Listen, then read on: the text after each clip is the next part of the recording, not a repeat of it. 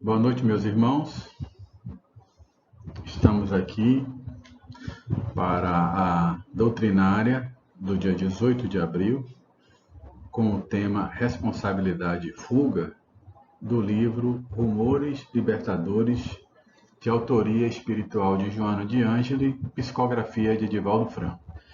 Nesse momento, nós vamos fazer uma leitura de um livro para abrir a doutrinária desta noite. O livro escolhido é Recados do Meu Coração.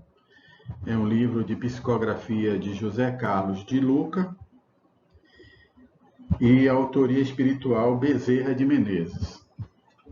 O tema que Bezerra de Menezes nos traz tem o seguinte título: Antes de tudo.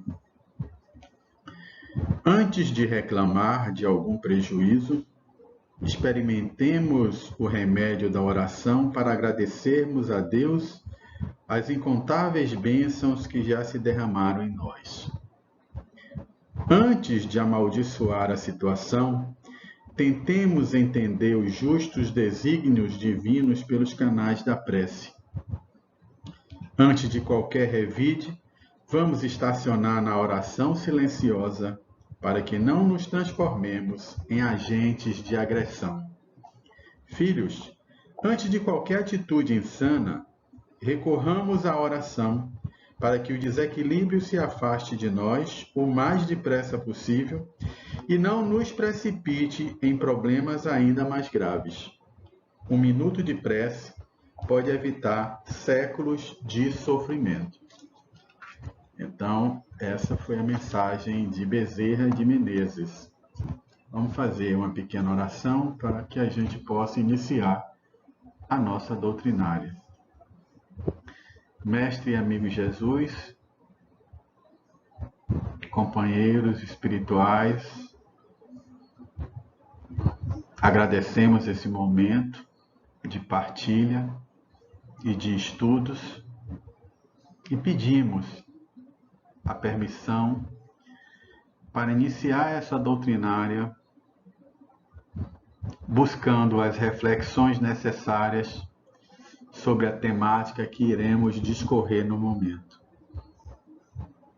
Pedimos o auxílio da espiritualidade para que possamos discernir adequadamente as mensagens que foram propostas para a doutrinária da noite de hoje.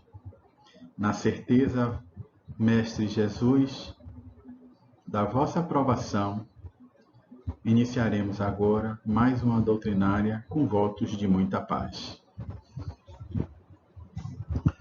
Bem, amigos, eu coloquei a transparência e vamos acompanhar ela por áudio para que não se torne muito pesado e seja de fácil manipulação para a postagem na internet. Então, nosso tema é responsabilidade e fuga. O espírito Joana de Ângeles, através do médium Edivaldo Franco, ela traz essa temática de extrema importância para todos nós. E na primeira lâmina que ela, no primeiro momento do seu texto, ela já coloca frases impactantes.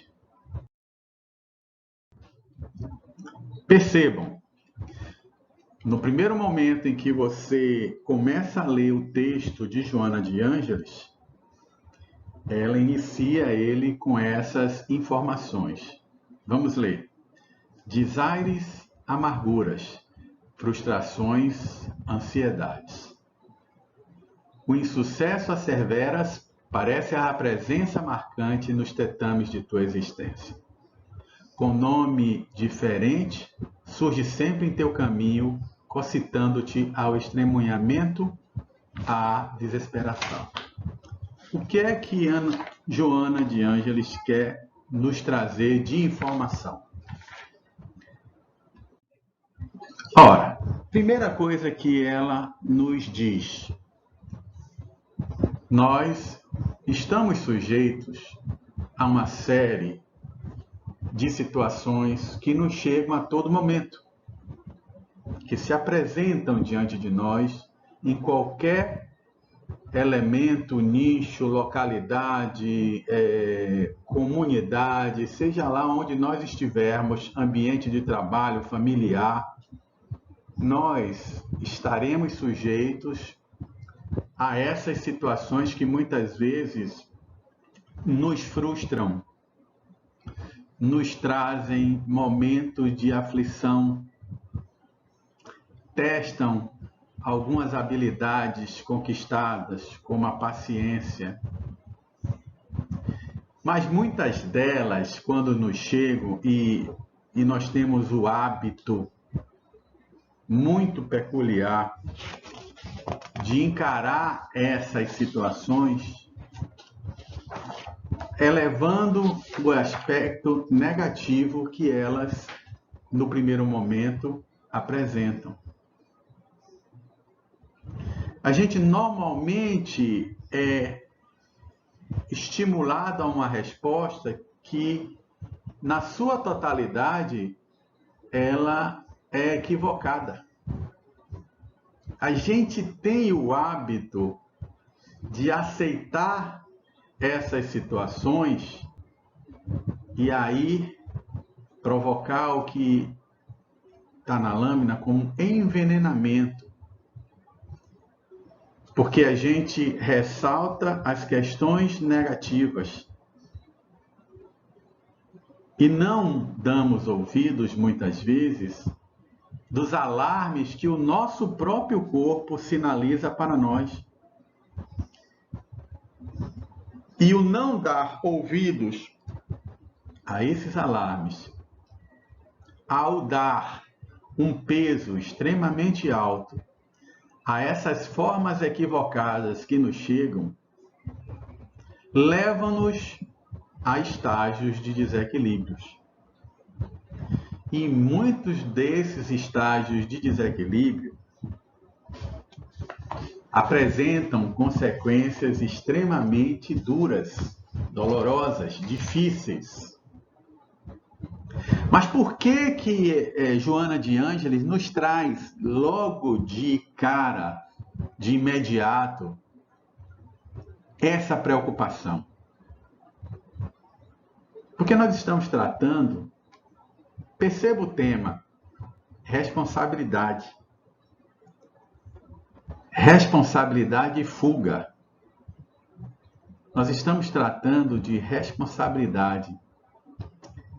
E é importante a gente entender o que Joana de Ângeles quer nos trazer com aquilo que efetivamente nós acordamos enquanto estávamos na erraticidade. Essa questão, ela vem um pouco antes da nossa encarnação, da nossa vida na carne. Ela começa a ser tramada no mundo espiritual. E aí, para a gente começar a entender esse contexto que Joana de Ângeles nos traz, vamos voltar para o Evangelho. Lá no capítulo 5, item 19. Então, no Evangelho segundo o Espiritismo, ele traz o tema o mal e o remédio. Aí o que é que ele nos diz logo de início? Ele diz o seguinte conjunto de frases: será a vossa terra um lugar de alegria, um paraíso de delícias? E depois ele complementa: não vos avisou que haveria pranto e ranger de dentes para aqueles que nascessem nesse vale de dores? Ora, o que ele quer dizer com isso? Nós estamos em um planeta chamado planeta Terra. Um planeta de prova e expiações. Um planeta que tem como finalidade ajustes é um orbe hospital. E fazendo uma analogia ao hospital, o que é um hospital? Ambiente aonde nós recebemos enfermos e buscamos tratá-los. Então a Terra é esse grande hospital fraternal. E quando nós reencarnamos, quando nós voltamos à carne, nós voltamos porque temos doenças a serem curadas, temos vícios a serem vencidos. Então a Terra, ela é a grande ala hospitalar dentro de um universo imenso, infinito, e nós estamos aqui para nos curarmos das nossas mazelas, fruto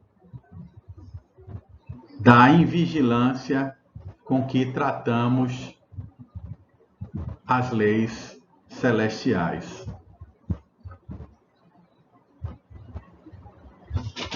Então, o Evangelho lhe traz, logo de cara, esse aviso. Olha, você veio para a Terra, você pediu para encarnar aqui. Aqui é um hospital. Aqui nós cuidamos de doentes. E a gente precisa entender essa responsabilidade que temos, porque quando a gente está na erraticidade, nós participamos ativamente do nosso plano de vida. Nós, muitas vezes, indicamos até qual o tipo de prova queremos passar para poder tomar esse remédio amargo e nos livrarmos desse mal. E aí a gente pode ver lá no Livro dos Espíritos, lá na questão 258, a seguinte pergunta de Allan Kardec.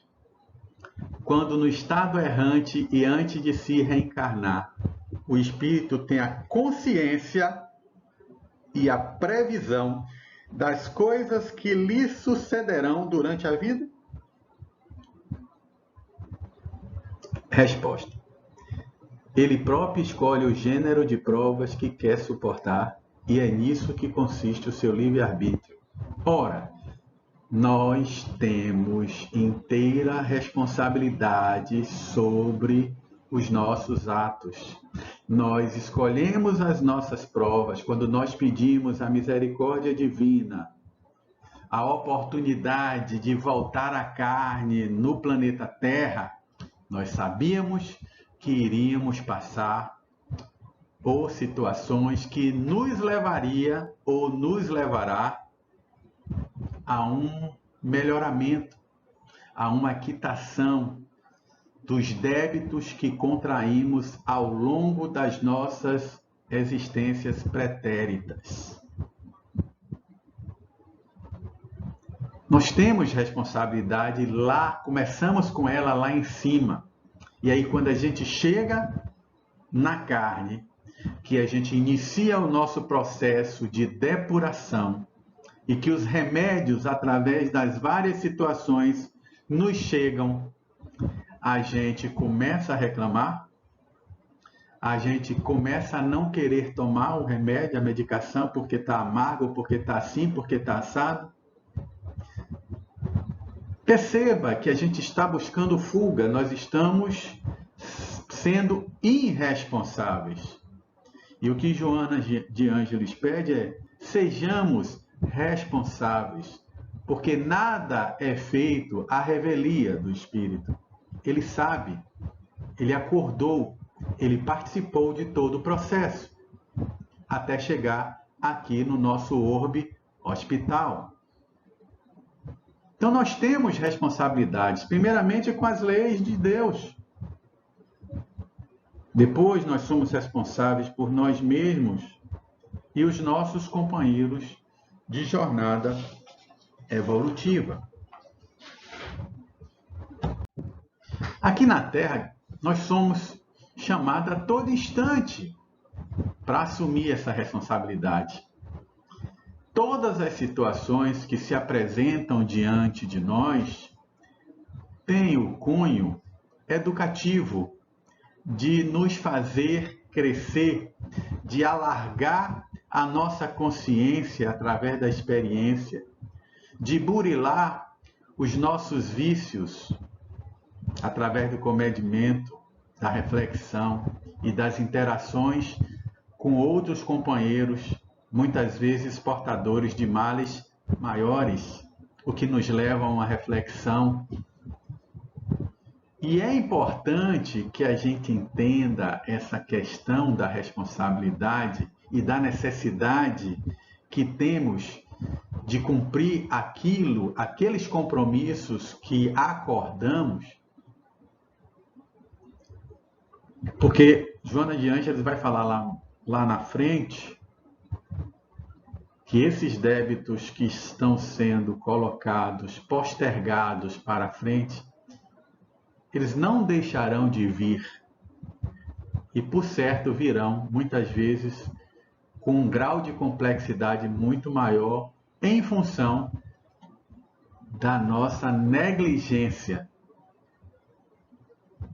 Uma outra questão importantíssima que nos é colocada é a questão do nível de conhecimento que nós temos. E é dito, quanto mais conhecimento você tiver, quanto mais amplitude você tiver desses conhecimentos, que são o que nós chamamos de talentos, em alusão à parábola dos talentos, eu vou falar disso mais adiante, mais responsabilidade nós temos em nossas ações. É preciso que a gente reflita sobre isso, que os nossos conhecimentos nos traz mais possibilidades de fazer o que é certo, de discernir o que é correto. Então, as nossas ações, ela têm um peso diferenciado. E quando a gente vai lá e busca na parábola dos talentos essas questões, é bem tranquila, né? Falando um pouco da parábola dos talentos de forma resumida, a gente tem que um determinado senhor convoca 3 servos e a cada um atribui uma quantidade de talentos. Ao primeiro servo, 5 talentos, ao segundo, 2 talentos, ao terceiro servo, 1 talento. Ora, primeiramente, a gente podia questionar por que ele não deu os talentos em igualdade para todos. Porque esses servos tinham potencialidades diferentes. E para cada potencialidade, uma responsabilidade maior. Então, aquele servo que recebe 5 talentos, Deus, quando nos oportuniza a volta ao orbe, ele nos dá o talento e diz: servo, tome aqui 5 talentos, desça e multiplique esses talentos. Então é isso que acontece conosco ao reencarnar. Nós recebemos talentos que precisam ser multiplicados dentro da vivência da carne. Então, quando o servo ele é convocado pelo seu Senhor para o retorno e para prestar contas, é o que acontece conosco quando a gente retorna para a erraticidade. Nós temos que prestar contas dos talentos que nos foram confiados, que nós fizemos com eles. Então, o primeiro servo que recebeu 5 talentos, ele diz: meu senhor, estão aqui os seus 5 talentos e mais 5 que eu consegui multiplicar a partir desses 5. E o Senhor o abraça e o coloca ao lado, porque ele cumpriu, ele entendeu a missão que lhe fora confiada. A mesma coisa para aquele servo que recebeu 2 talentos. Ele também chega para o Senhor e diz: meu Senhor, eis aqui os seus 2 talentos e mais 2 que eu consegui multiplicar a partir desses 2. Novamente, o seu amo lhe abraça, lhe coloca ao lado, feliz por ter havido entendido também a sua missão. E aí, por último, chega aquele que foi dado 1 talento. E ele tenta se justificar perante o seu senhor o porquê de não ter conseguido multiplicar aquele único talento que lhe foi dado. Justifica por medo e outras questões. E o Senhor olha para ele e coloca ele em uma outra posição. Mas o que é que isso fica claro para a gente? E por que a gente precisa refletir sobre essas questões dos talentos? Porque quando a gente encarna com talentos que precisam ser multiplicados. E aquele ser que tinha apenas 1 talento, o da parábola, e que não consegue multiplicar, é aquele ser encarnado que vem e passa uma existência na carne e estacionado, sem fazer absolutamente nada para progredir. Então, muitos dos nossos companheiros de jornada que encarnam ficam estacionados, não progridem, não desenvolvem os talentos que porventura lhe foram dados para aquela existência progredir. E aí é muito fácil, aí o que Joana de Ângeles, na sequência do seu texto, ele diz: quando a gente se depara com as nossas vicissitudes, a gente entra em estágios que muitas vezes são estágios de desequilíbrio.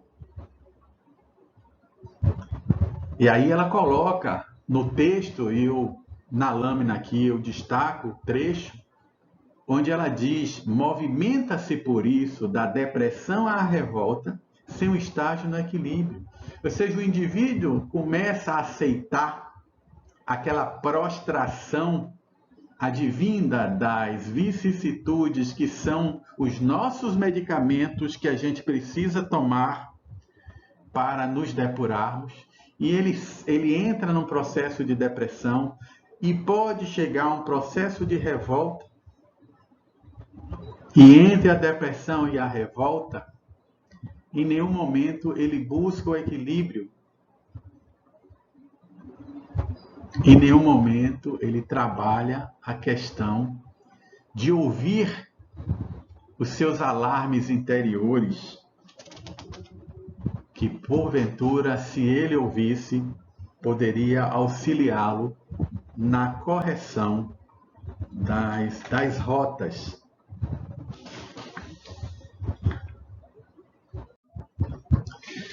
E aí a gente vai lá buscar outras informações e a gente vai lá no livro Contos desta e de Outra Vida, de autoria espiritual do Irmão X, psicografia de Francisco Cândido Xavier.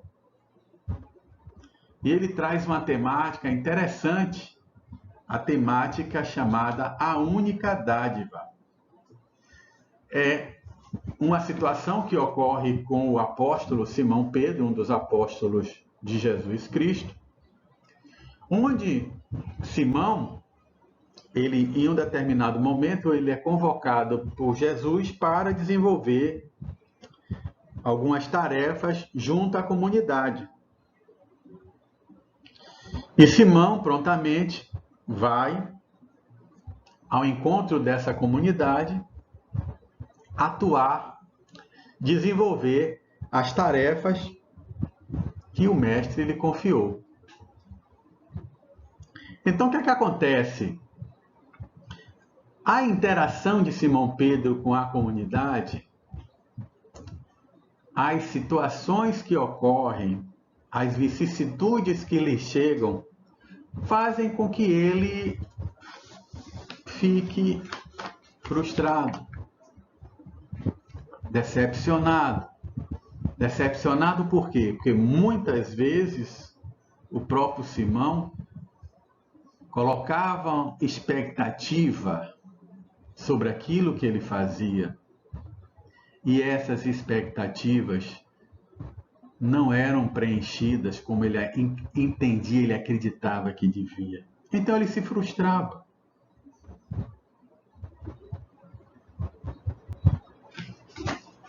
E aí ele cada vez mais foi ficando acabrunhado e ao fim de alguns dias, 20 e poucos dias, ele se sentia sem energia, sem forças para dar movimento à tarefa que Jesus tinha lhe confiado. E aí ele, em dado momento, ele vai e se isola em reflexão.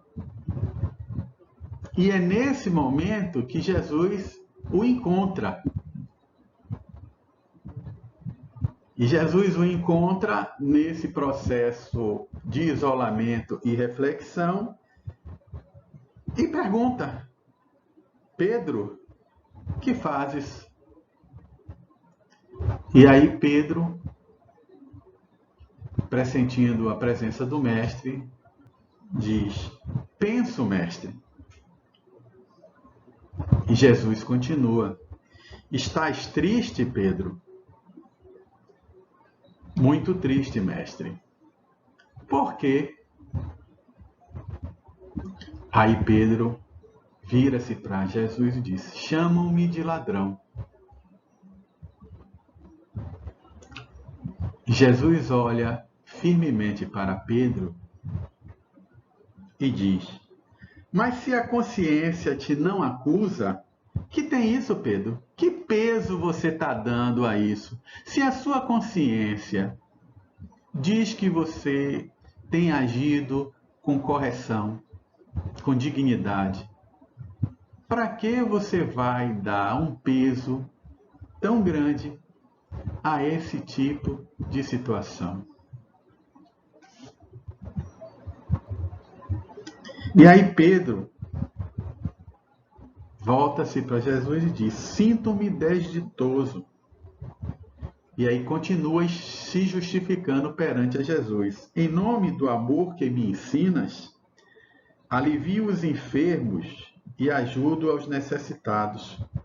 Entretanto, injuriam-me. Dizem por aí que furto, que explora a confiança do povo. Ainda ontem, distribuí os velhos mantos que nos foram cedidos pela casa de Carpo entre os doentes chegados. Alegou alguém, inconsideradamente, que surrupiei a maior parte dele. Estou exausto, mestre. 20 dias de multidão, pesam muito mais que 20 anos de serviços na barca. Perceba o diálogo de Jesus e o que Pedro externa para Jesus.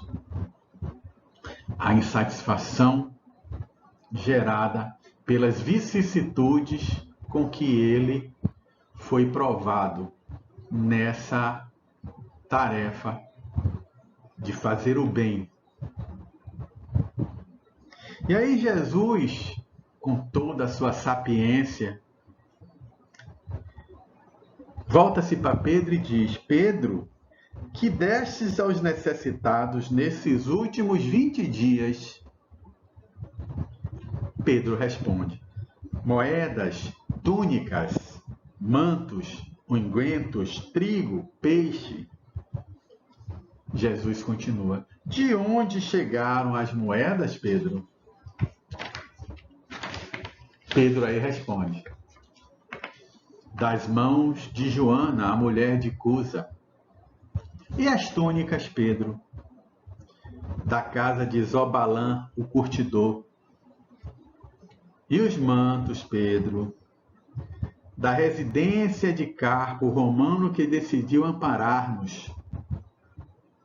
E os ungüentos, Pedro, quem foi que nos deu? Do lar de Zebedeu, que os fabrica. E os peixes da nossa pesca. O trigo, Pedro, da seara de Zaqueu, que se lembra de nós. Então, Pedro, qual o problema, Pedro? E aí Pedro olha para ele sem entender. Que devo entender, Senhor, disso? E aí Jesus chega para ele e diz: Pedro, o que você deve entender é que apenas entregamos aquilo que nos foi ofertado para distribuirmos em favor dos que necessitam. Fomos apenas instrumentos. Aquilo não nos pertencia. Nós recebemos materiais, alimentos, de mãos caridosas e apenas fizemos o papel, fomos o instrumento de levar esse material para aqueles que necessitavam. A divina bondade conjuga as circunstâncias, Pedro, e confia-nos, de um modo ou de outro, os elementos que devamos movimentar nas obras do bem. Nós só somos ali instrumentos. Mas você disseste servir em nome do amor. E Pedro balança a cabeça: sim, mestre. Então, Pedro, recorda-te. O amor não relaciona calúnias, nem conta sacarmos. Você, por um acaso, foi injuriado pelo amor que você doou a esses infelizes?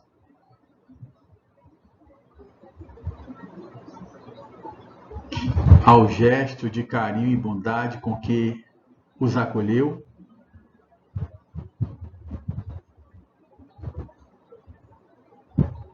E aí Pedro começa a despertar. E Jesus o abraça e continua a esclarecê-lo. Pedro, todos os bens da vida podem ser transmitidos de sítio a sítio e de mão em mão. Ninguém pode dar em essência esse ou aquele patrimônio do mundo, senão o próprio Criador, que nos empresta os recursos por ele gerados na criação. Nós só somos os instrumentos que a providência divina utiliza nesse processo de transferência. Então, o que foi dado nesses 20 dias não nos pertencia. Eram produtos cedidos por mãos caridosas, onde nós fomos os instrumentos de levar esses produtos para aqueles que mais necessitavam.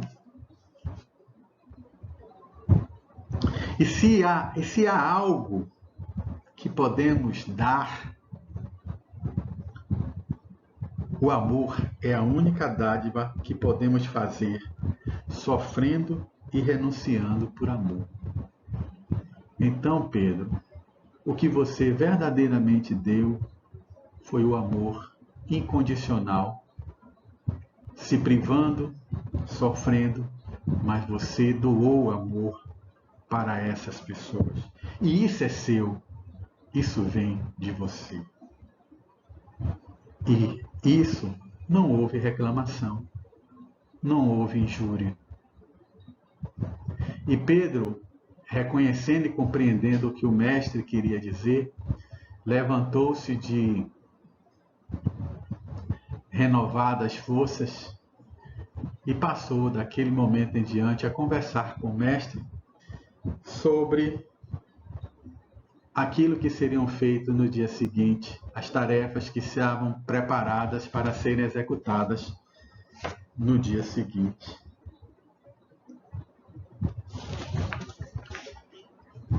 Isso é importante,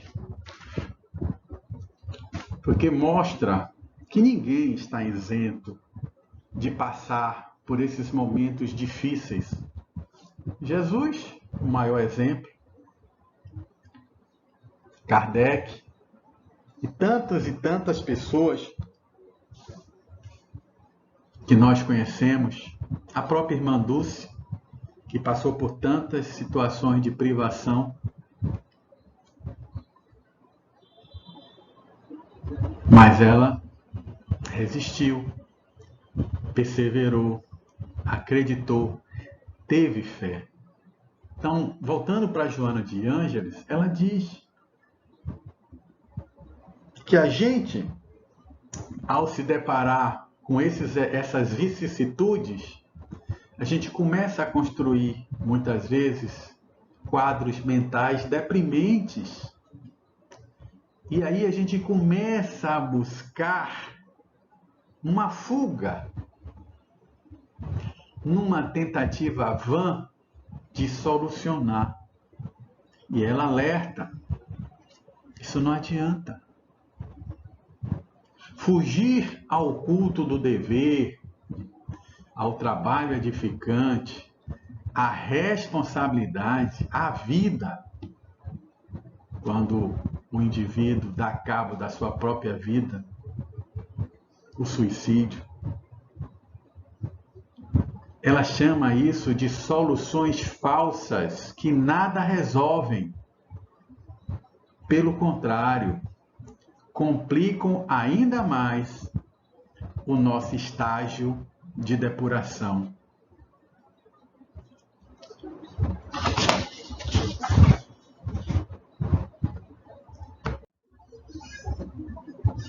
Principalmente porque nós, ao negarmos, ao paralisarmos diante de dificuldades na trajetória, nós estamos faltando com os compromissos que acordamos quando pedimos a misericórdia divina para voltar ao planeta e experimentar uma nova existência. Então não adianta nada a gente deixar de cumprir os compromissos, mesmo porque muitos desses compromissos a gente já adiou em outras vidas. Muitos compromissos que se apresentam hoje com um grau de complexidade alta foram compromissos que nós deixamos para lá, deixamos de resolver no passado. Problemas que simplesmente nós negligenciamos e deixamos que o tempo fosse a moeda de medida. Aquelas dívidas que nós contraímos com os nossos companheiros de jornada, que não cumprimos, ou que evitamos quitar, hoje elas se apresentam sob juros pesadíssimos. E se nós ainda continuarmos a negligenciar, mais ainda teremos que quitar, teremos que jogar uma carga energética muito maior para resolvê-los do que se nós hoje pudéssemos fazê-lo. Então Joana, ela chama a gente que os problemas e as dificuldades não devem ser encarados como algo infeliz, como algo de aspecto negativo. Antes de tudo, antes da gente ter essa reação, a gente deve examinar, deve observar, deve verificar os aspectos dessas vicissitudes que nos chegam, aquilo que efetivamente vai nos fazer bem. Porque, naturalmente, essas situações contraditórias, elas vêm para que a gente experiencie e conquiste talentos, ou reconquiste talentos. E se a gente não passar por essas experiências, que são as experiências de depuração, a gente não consegue ascensão, a gente não consegue progredir. E um exemplo disso é a história de Juliane Marie, uma mendiga lá no século XVIII, está escrita no livro O Céu e o Inferno. Tem o relato da história de Juliane Marie. Juliane Marie, ela é uma mendiga e ela passou por uma série de situações que a gente vai relatar rapidamente para mostrar essa questão da responsabilidade e da fuga. Essa história de Juliane Marie também se encontra na Revista Espírita, se eu não me engano, de 1864, do mês de agosto. A Sociedade Parisiense de Espiritismo, nesse período, fez a evocação desse espírito e trouxe para a revista o seu depoimento. Mas exatamente o que a figura de Juliane Marie representa nesse contexto que a gente vem debatendo. Ela, no seu plano espiritual, ela solicitou expiar uma série de débitos que ela contraiu ao longo de existências passadas. E ela pediu para vir nessa condição de pedinte. Então, seus pais vieram a óbito muito cedo e ela passou sua existência quase toda na mendigância, dependendo do auxílio das pessoas que estavam ali no seu redor. E, periodicamente, ela era socorrida por uma pessoa médium da localidade que prestava socorro a essa senhora, além de orações que fazia regularmente em intenção à sua saúde e à sua situação. Essa pessoa, esse médium, em um momento em que ele estava em translado, passando por um lago, ele visualiza um corpo e prontamente ele vai tirar esse corpo de dentro da água e percebe ser a Juliane Marie. As pessoas levam o corpo do lago e cogitam que ela deveria ter se suicidado. E esse médium, consternado com a situação, ele, conversando também com um amigo dele da doutrina espírita, participante da Sociedade Espírita de Paris,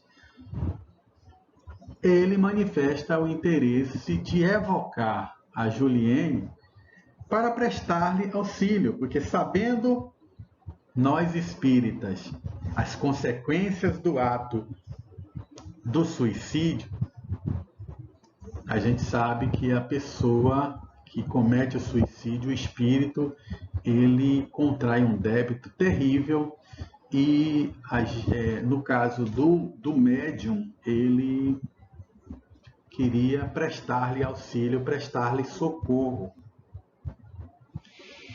E aí ele faz uma pergunta para os seus mentores, seus orientadores, se era pertinente fazer essa evocação com aquele objetivo. E seus mentores dizem para ele: olhe, faça, você vai ter uma grande surpresa. Ela se encontra muito feliz onde ela está. E olhe, ela se fez sua amiga e ela está sempre próximo de ti. E o médium faz a evocação e conversa com ela, e ela explica. Em linhas gerais, ela explica que ela não cometeu suicídio, ela estava à beira do lago e, ao término de uma prece que ela tinha o hábito de fazer a Deus, ela teve um mal súbito e veio a óbito. E a inclinação do terreno fez com que o seu corpo caísse dentro da água. Então não houve suicídio.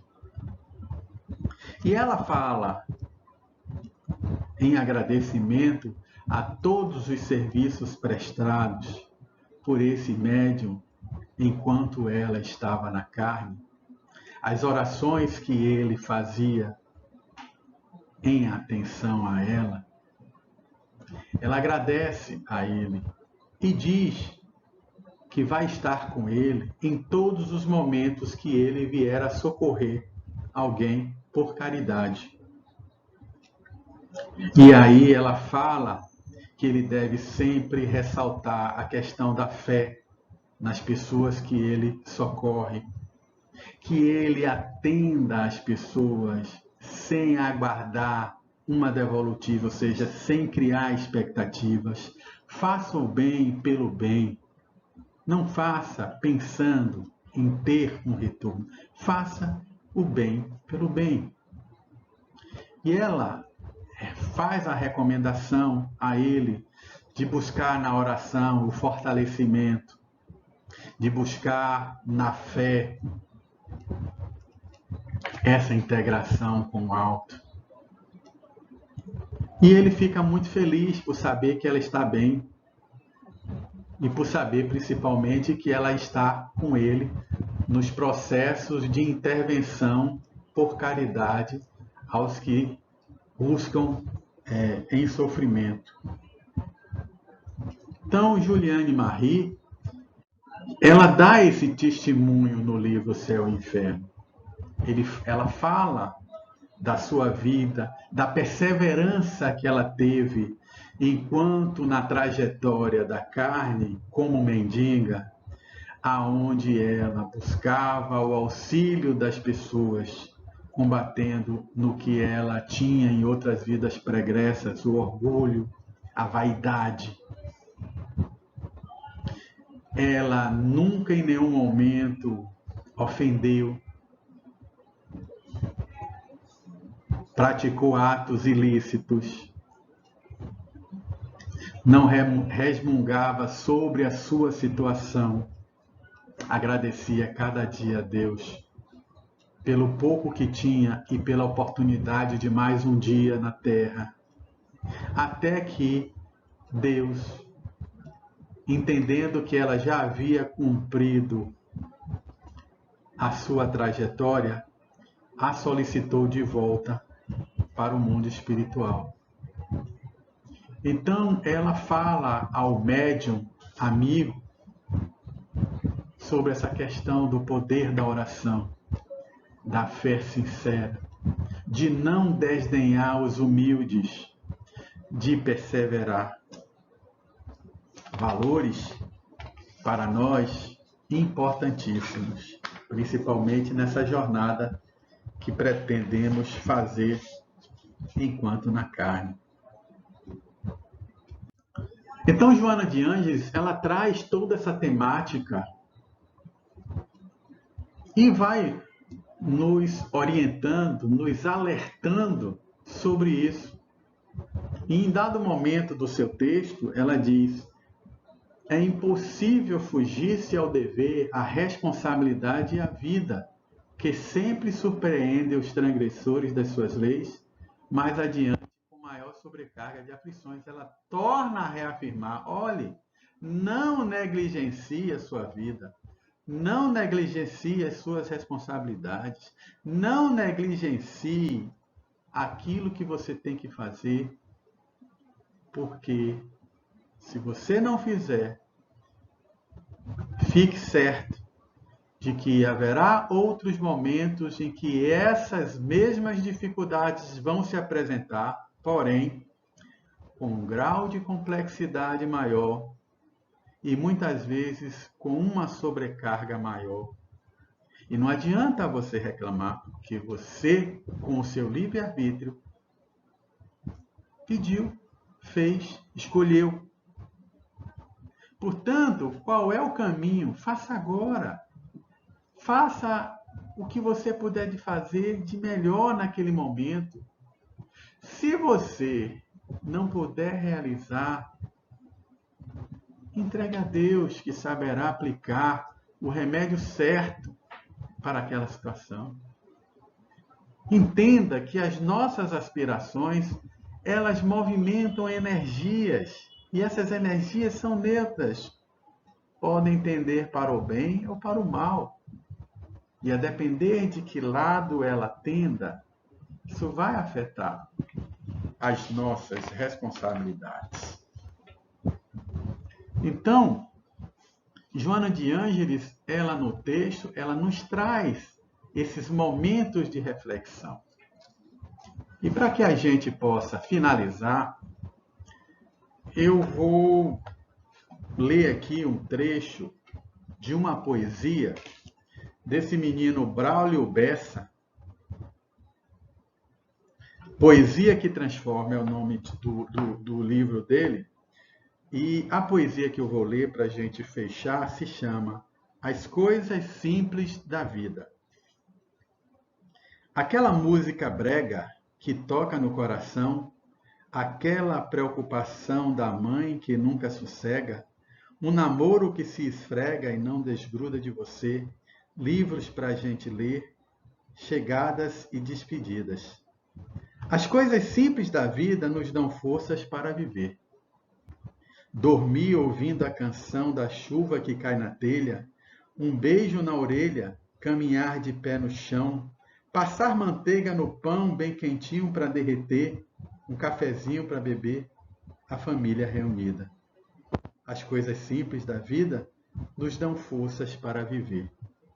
Sentir aquele cheirinho da comida quase pronta, pagar uma velha conta, dançar no quarto sozinho, cantar feito um passarinho, ensinar e aprender, nadar, pedalar, correr por uma rua florida. As coisas simples da vida nos dão força para viver. O abraço de um irmão, o cheiro da sua avó, ficar um pouquinho só, carona num caminhão, rodinhas de violão e até nada para fazer, amigos para acolher e roupas bem coloridas. As coisas simples da vida nos dão forças para viver. Uma carta escrita à mão, achar dinheiro no bolso, cochilo depois do almoço, curtir um feriadão, ter bicho de estimação, ser grato e compreender que um dia vamos morrer e sentir na despedida que as coisas simples da vida nos dão forças para viver. Meus irmãos, agradeço a oportunidade, mais uma vez, de estar junto com vocês. Que tenhamos, nos dias de hoje, resignação, força, coragem, fé, para vencer mais essa passagem. Que a paz de Jesus esteja conosco, que possamos, com essas reflexões, sermos melhores hoje do que ontem. Um grande abraço.